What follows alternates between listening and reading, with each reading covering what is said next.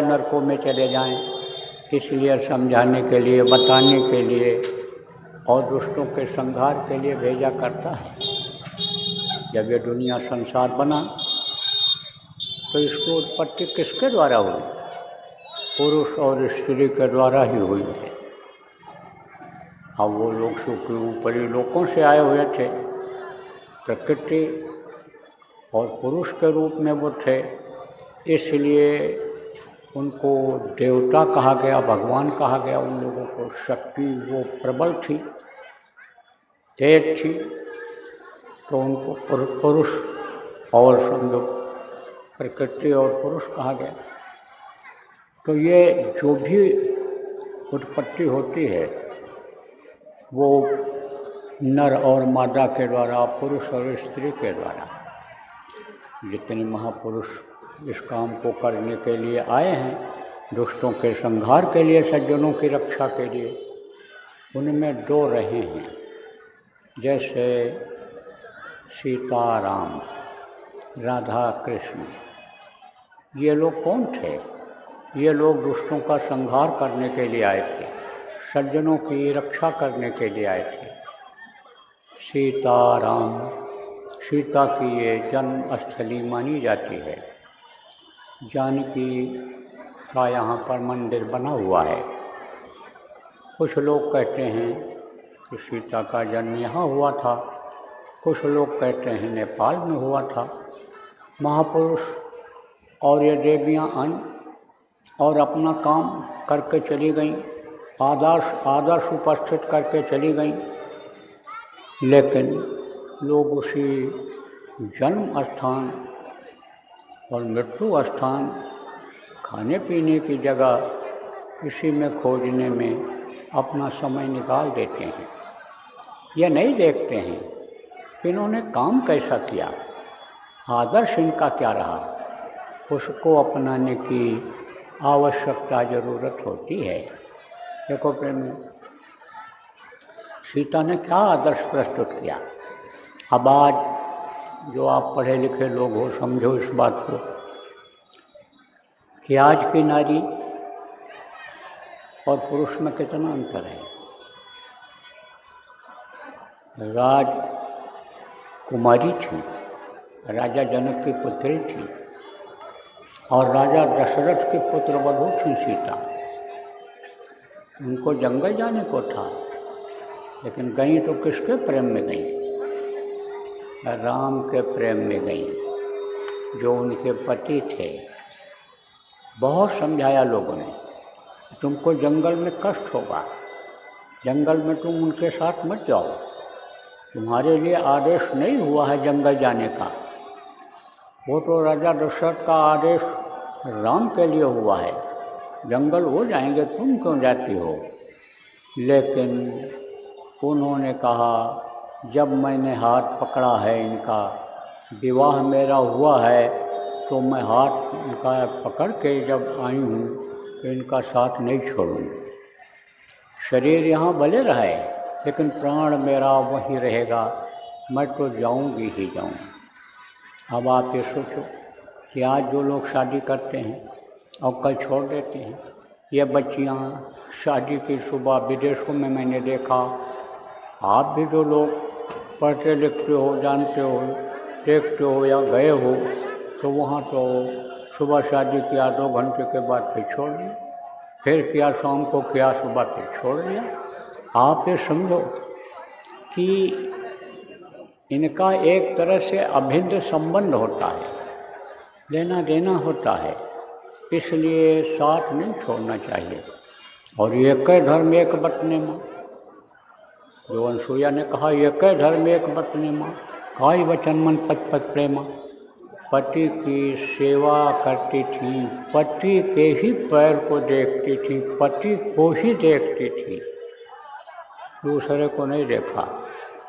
रावण ने कितना प्रयास किया, एक बार विलोक में मोरा, कहता था एक बार हमारी तरफ से तुम देख लो।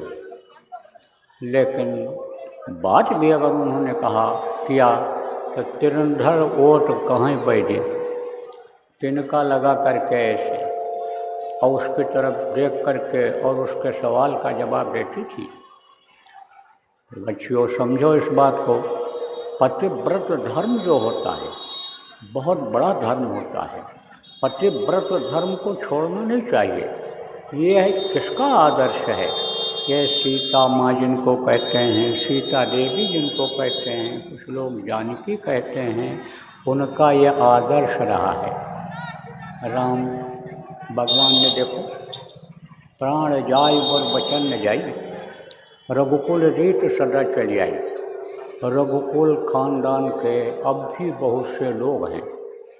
देखो, रक्त पूरे शरीर में रहता है, खून पूरे शरीर में रहता है, लेकिन एक बूंद खून जहाँ गिर जाता है, किसी भी जगह गिर जाएगा, किसी खून में एक बूंद खून गिर जाएगा तो वो खून का असर उसमें आ जाता है। ऐसे ही यानी उनका जो रक्त है, जो खून है, आज भी इस धरती पर लोगों के अंदर में है। लेकिन लोग वचन का पालन करते हैं, करना चाहिए। रघुकुल के वंश अगर आप अपने को मानते हैं, अभी अगर पूछा जाए कि भाई आप कौन से क्षत्रिय हो, अरे हम राम कुल के हैं, हम तो वो राजपूत हैं, हम अन्य छोटे नहीं हैं, तो आदर्श का पालन करना चाहिए। पिता के आदेश का पालन किया, राजगद्दी पर ठोकर मार दिया। राजगद्दी का महत्व उन्होंने नहीं समझा। किसके आगे? पिता के कर्जा के आगे, पिता के यानी आदेश के आगे, परिवार का धर्म समझ करके यानी उन्होंने राजगद्दी पर ठोकर मार दिया।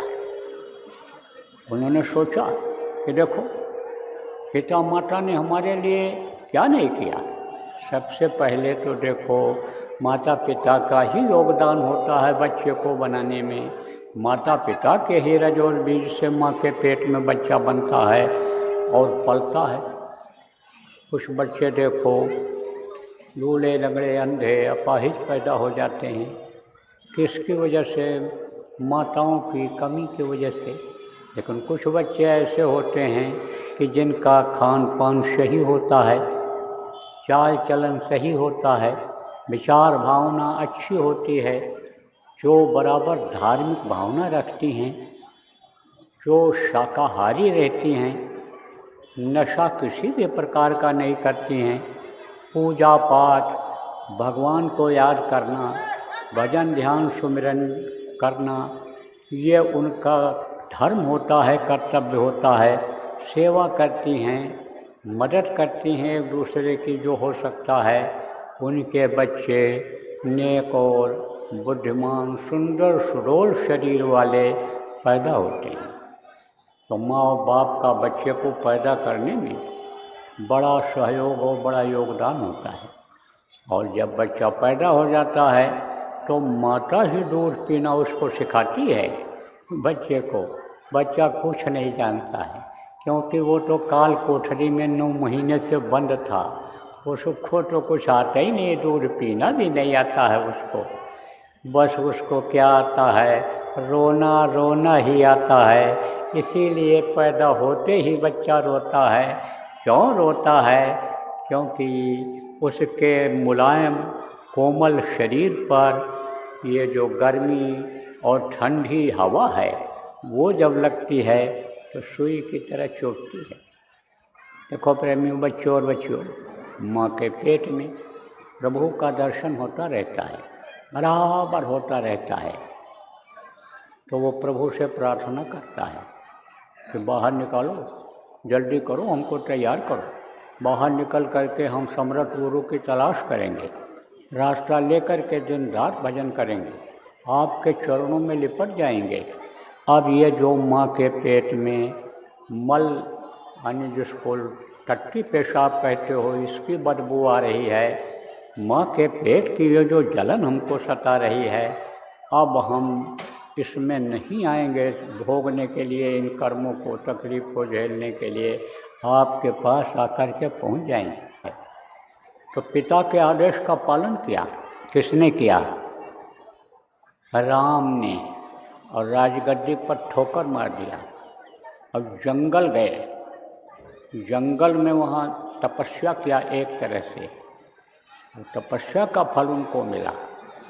राम अगर अयोध्या में बैठ कर के रावण को मारते तो उनको सेना दूसरी तैयार करनी पड़ती, आदमियों की सेना तैयार करनी पड़ती, और हो सकता था कि आदमी के अंदर इतनी ताकत शक्ति न आती, वो काम न कर पाता आदमी कि एक डाल से दूसरे डाल कूद करके ऐसे चला जाता और उछल उछल करके छलांग लगा करके चला जाता, जैसे बंदर चला जा बंदर लोग जैसे गए, जैसे पेड़ के ऊपर चढ़ करके पूरा पेड़ नोच करके फेंक दिया। आदमी हो सकता है न कर पाता, तो नहीं कर सकते थे यहाँ से, इसीलिए उन्होंने त्याग किया और वहाँ गए जंगल में।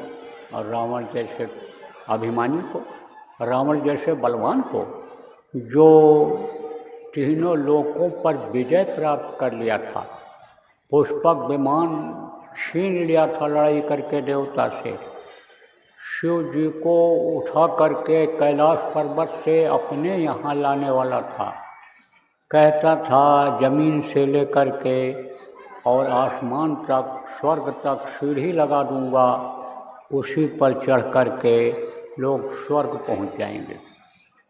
कहता था सोने में सुगंध ला देंगे, लेकिन बुद्धि खराब हो जाती थी उसकी। क्यों खराब होती थी? क्योंकि होश में नहीं रह जाता था, और होश में जब आदमी नहीं रहता है, मदहोश हो जाता है तो कुछ भी गलत काम कर बैठता है। मदहोश कब होता था? जब शराब पीता था, नशा पीता था, तब वो होश में नहीं रह जाता था। और नशा सेवन करने का, शराब पीने का उसका आदत कब बना? जब वो मांस खाने लगा। देखो, मांस शराब ये दोनों समझ लो जुड़वा भाई हैं। आप ये समझो कि शराब, कबाब और शबाब ये तीनों का समझो ये त्रिकटी है। ये तीनों जहाँ रहते हैं, तीनों एक दूसरे को ले आते हैं, खींच लाते हैं। तो मांस खाने वाले क्या कहते हैं कि ये हजम ऐसे नहीं होगा जब तक शराब नहीं पियोगे, अल्कोहल रहता है, इसको पियोगे तभी हजम होगा, तभी बॉडी बनेगी, नहीं तो यहाँ तड़ियों को खा जाएगा, यानी ये खराब हो जाएगी बॉडी आपकी, तो इसको पियो। शराब पीने लगते हैं। और शराब क्या मांगता है? शबाब बुद्धि खराब कर देता है, माँ बहन बहू बेटी की पहचान खत्म हो जाती है।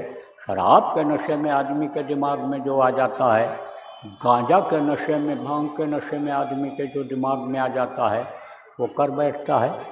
देखो, अपने लड़के को मार दे रहा, बाप बेटे को मार दे रहा, बेटा बाप को मार दे रहा है, पति पत्नी को मार दे रहा है, और पत्नी पति को मार दे रही शराब के नशे में। अब तो औरतों ने, लड़कियों ने फैशन बना लिया नशे का सेवन करना। तो आप तो समझो, आप समझो ये देश कहाँ जाएगा? ये राम जैसा, सीता जैसा देश थोड़ा रह जाएगा। जैसा उस समय पर था वैसा देश नहीं रह जाएगा। विनाश होने वाला समय आ रहा है। इसलिए आपको इस बात को समझने की ज़रूरत है कि रावण का विनाश क्यों हुआ। 1 लाख पूर 1.25 लाख नाती, और क्या रावण घट दिया न बाती, एक भी नहीं बचा। क्यों खत्म हुए? क्योंकि यही बुराई आ गई थी, और उसकी वजह से राम भगवान ने उसको परास्त किया। तो राम का इतिहास, सीता का इतिहास जो बता रहा है, और अच्छा काम जो उन्होंने किया, उसको करने की ज़रूरत है, उसको अपनाने की ज़रूरत है। प्रेमियों, उलझने की ज़रूरत नहीं है। उलझने में समय जीवन का निकल जाता है। देखो, किताबें लोग लिखते हैं, और किताबें कौन लिखता है? किताबों को आदमी ही लिखता है। अब आदमी के दिमाग में कोई चीज़ आ गई तो उसको वो लिख देता है। इसीलिए देखो, एक एक चौपाई का 52 54 अर्थ लोग निकाल रहे हैं, और जबकि एक चौपाई का एक आध्यात्मिक अर्थ है। कोई 16 दर्जा पढ़ करके किताब लिखे, तो जब दूसरा आएगा 16 दर्जा पढ़ा हुआ तभी उसको समझा पाएगा। 10 दर्जा पढ़ा हुआ 16 दर्जा की किताब को नहीं पढ़ा पाएगा। ऐसे ही जब संत मिलते हैं, तो गोस्वामी जी संत थे, पूरे संत थे वो, जब वो मिलते हैं तब उस चौपाई का अर्थ समझाते हैं, और वो जो बताते हैं उसको जो पकड़ लेता है उसके समझ में सब कुछ आ जाता है। तो मैं आपको बता रहा था कि अब महापुरुषों की भूमि है, और यहाँ पर देखो सीता मढ़ी आप कहते हो, सीता जी का जन्म हुआ था, धार्मिक स्थान इसको लोग मानते हैं। इसी तरह से अयोध्या को भी धार्मिक स्थान मानते हैं। लेकिन इन लोगों को महापुरुष बनाने वाला रहा कौन? इनको महापुरुष बनाने वाले रहे जिनको कहा गया गुरु बिन भव निधि तरय न कोई, जो विरंच शंकर सम होई। चाहे ब्रह्मा या शिव के समान कोई होगा, लेकिन बगैर गुरु के पार नहीं हो सकता है। बहुत तपस्या किया सुखदेव ने इतना तपस्या किया कि उनकी तपस्या को देख करके लोग हैरान रहते थे और साधना भी करते थे। इस पिंडी शरीर से अंडी शरीर में जीवात्मा जाती थी, ब्रह्मांडी शरीर की तरफ बढ़ती थी, तो उधर समझो कि रोक दिए जाते थे। कहाँ? विष्णु लोक के दरवाजे पर, शिवलोक से भी निकल जाते हैं। ये जो 33 करोड़ देवी दुर्गा हैं, ये इनके लोकों से निकल जाते, सूर्य चंद्रमा लोक हर लोक से निकल जाते, ब्रह्मा लोक से भी निकल जाते, लेकिन विष्णु लोक के दरवाजे पर जब पहुँचते तो रोक दिया जाता था कि वापस जाओ, तुम निगुरा हो, निगुरा अंदर नहीं जा सकता है, निगुरा के सिर पर बोझा होता है पाप का।